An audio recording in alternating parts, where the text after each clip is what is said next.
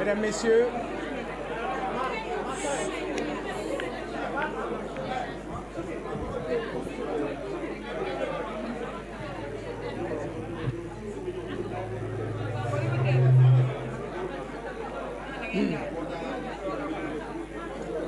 alors, Mesdames, Messieurs, merci d'être venus si nombreux. S'il vous plaît, s'il vous plaît. Merci d'avoir effectué le déplacement. Nous venons d'apprendre le décès de Mohamedou Moustapha Ba, ancien ministre de l'économie et des finances. C'est quand même une grande perte pour le Sénégal. Je salue sa mémoire, la mémoire de l'un de nos plus valeureux hauts fonctionnaires ayant servi pendant plus de 30 ans au ministère de l'économie et des finances. Je présente mes condoléances les plus attristées à la famille éplorée ainsi qu'à la famille de tous les fonctionnaires et collaborateurs du ministère de l'économie et des finances. Mesdames, Messieurs, après 12 jours de privation de liberté, je réaffirme ici mon engagement à œuvrer pour le développement de mon pays, d'où ma conviction. Il n'y a ni vainqueur ni vaincu dans le procès de mercredi dernier à Tambacounda. La justice a prouvé qu'elle reste le dernier rempart pour le respect de nos libertés individuelles, souvent menacées par des initiatives politiciennes. C'est à dénoncer et telle une sentinelle, nous serons là pour combattre l'arbitraire incarné par ce revanchard de la scène politique et ses talibés.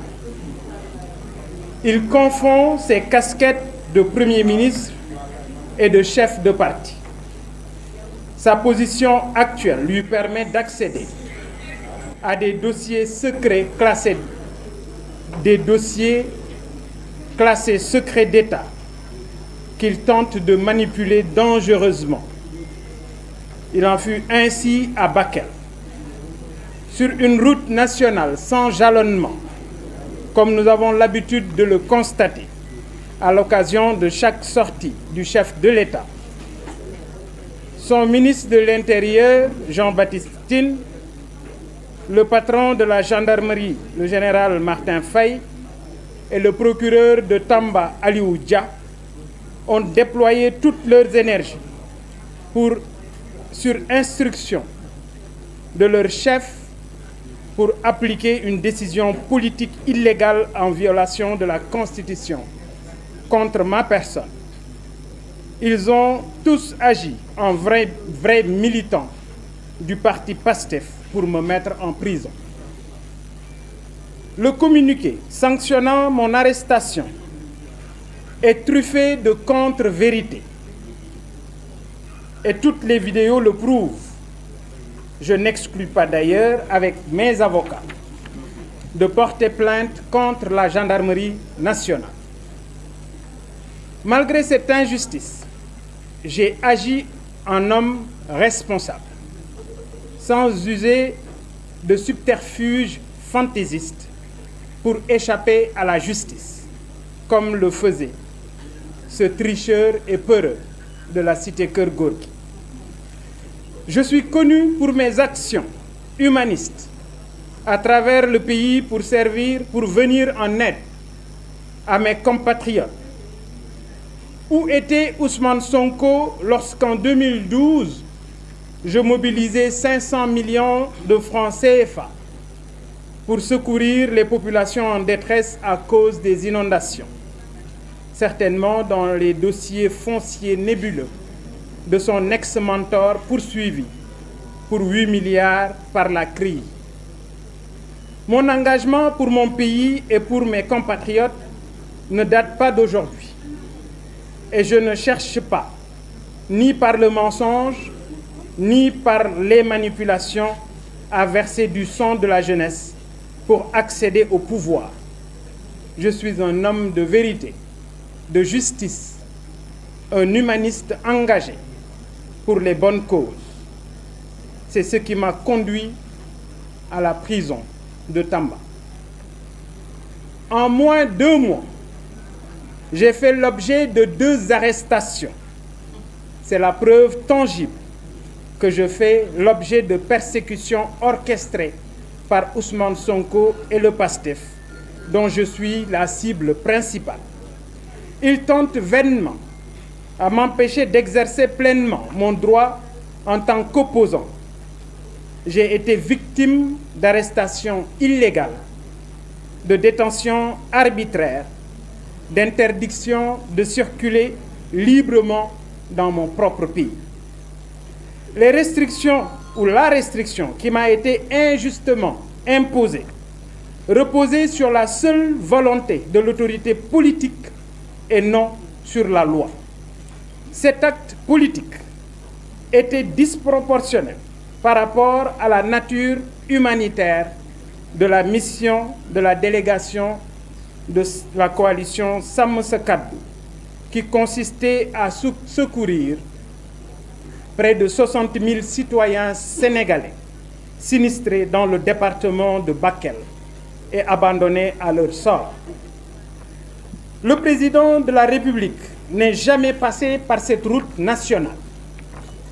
Et c'est gênant de voir l'institution qu'est la gendarmerie nationale jouer un rôle politique au service de PASTEF et contre la délégation de l'opposition, jusqu'à m'envoyer en prison.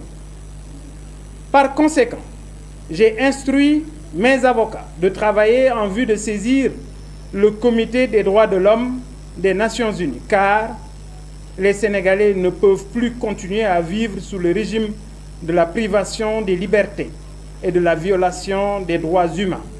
J'en fais un combat personnel. En sortant de la MAC de Tambacounda, j'ai pensé aux populations sinistrées de Bakel. Je leur témoigne ma sympathie et ma solidarité.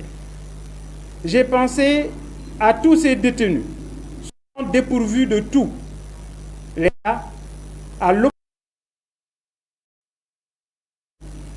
pour préserver leur dignité. Je réitère mes remerciements aux militants du mouvement Gëm Sa Bopp pour la forte mobilisation suite à la prise d'otages dont j'ai été victime. J'ai également pensé au soutien de tous bords de la société civile, la classe politique dans sa globalité et mes colistiers de Sàmm Sa Kàddu.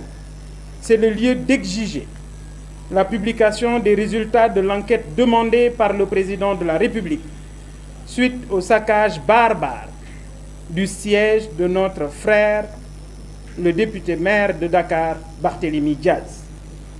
Pour moins que ça, j'ai été violenté par des éléments de la gendarmerie, puis envoyé en prison pendant 12 jours.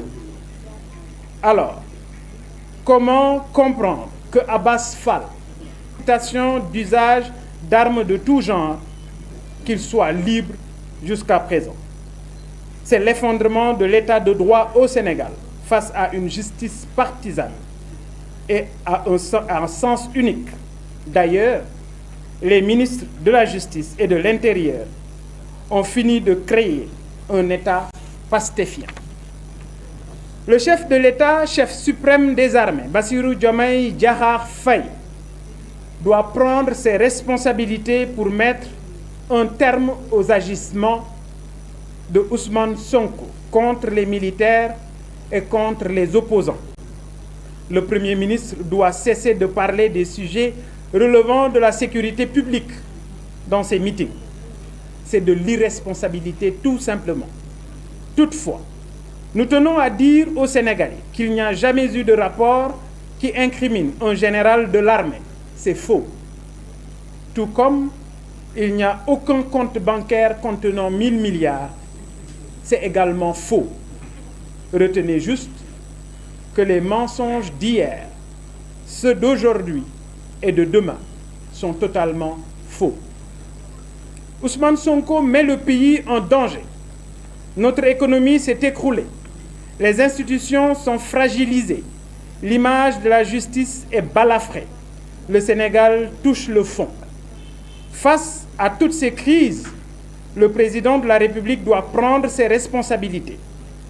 Alors, pour sauver notre pays, le 17 novembre 2024, le peuple sénégalais doit accorder la majorité à la coalition Sàmm Sa Kàddu pour corriger l'erreur du 24 mars 2024.